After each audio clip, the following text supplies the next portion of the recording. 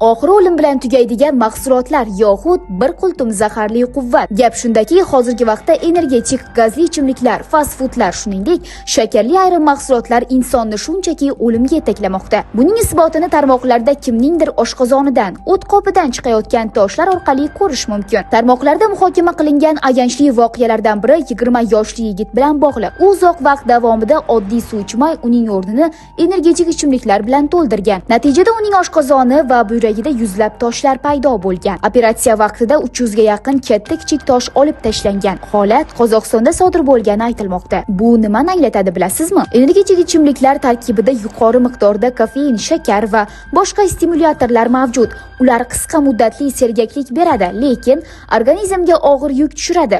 Suv o'rnini bosmaydi, aksincha suvsizlanishni kuchaytirishi mumkin. Buyraklar organizmning filtri. Ular ortiqcha moddalarni chiqarib tashlaydi, lekin doimiy ravishda yuqori shakar va kimyoviy qo'shimchalar tushsa, buyraklar zo'riqadi. Vaqt o'tishi bilan toshlar, yallig'lanishlar va og'ir asoratlar yuzaga kelishi mumkin.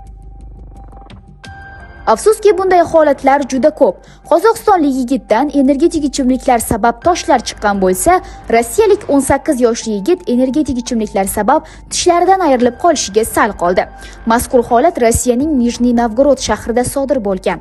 Gap shundaki, bir necha hafta davomida yosh yigit har kuni muntazam ravishda energetik ichimliklar iste'mol qilgan. Natijada og'iz bo'shlig'idagi muhit o'ta kislotali holatga o'tib, so'lak tarkibidagi kislotalilik oshgan. Bu esa tish emali tez yemirilishiga olib kelgan. Shifokorlarning aytishicha, kuchli kislota ta'siri tufayli tishlarning himoya qatlami zararlangan, sezuvchanligi oshgan va chuqur karies belgilari paydo bo'lgan. Vaziyat og'irlashgani sabab stomatologlarga bir nechta tishdagi nervlarni olib tashlashga, shikastlangan joylarni plomba bilan tiklashga va tishlarda to'plangan qattiq qarashni professional usulda tozalashga to'g'ri kelgan. Mutaxassislar energetik ichimliklarni me'yordan ortiq iste'mol qilish nafaqat yurak-qon tomir tizimi, balki tish va og'iz salomatligi uchun ham jiddiy xavf tug'dirishini ta'kidlashmoqda. Ayniqsa yoshlar orasida bu ichimliklarni tez-tez ichish holatlari ko'payib borayotgani tashvishli holat. Shuningdek, energetik shirin, gazli va sho'r mahsulotlarni sevadigan bemorlarda buyrak toshlari paydo bo'ladi. Gap shundaki, har kuni ichayotgan narsangiz sizni sekin-asta kasallikka olib kelayotgan bo'lishi mumkin. Yuqoridagi mahsulotlarni tez-tez iste'mol qilish organizmda suv tanqisligini keltirib chiqaradi.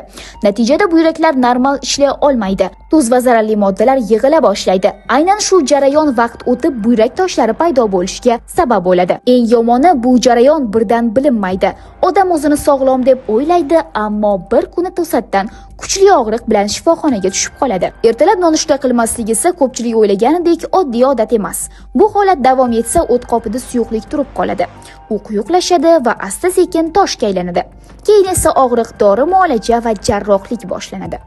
Bugun vaqtim yo'q deb o'tkazib yuborilgan nonushta ertaga katta muammoga aylanishi mumkin. Xo'sh, siz nima deb o'ylaysiz? Energetik va gazli ichimliklar, fast foodlar, sho'r mahsulotlar insonni qancha vaqt davomida kasallanishga olib keladi? Fikrlaringizni izohlarda yozib qoldiring. Va ushbu xabarni ko'proq odamlar ko'rishi uchun videoga like bosib, barcha yaqinlaringizga, ayniqsa yuqoridagi mahsulotlarni sevib iste'mol qiladigan tanishlaringizga yuborib, ogohlantirib qo'yishni unutmang. Zero ogohlik davr talabi. Bizni kuzatishda davom eting, chunki siz bilmagan sara xabarlar hali oldinda.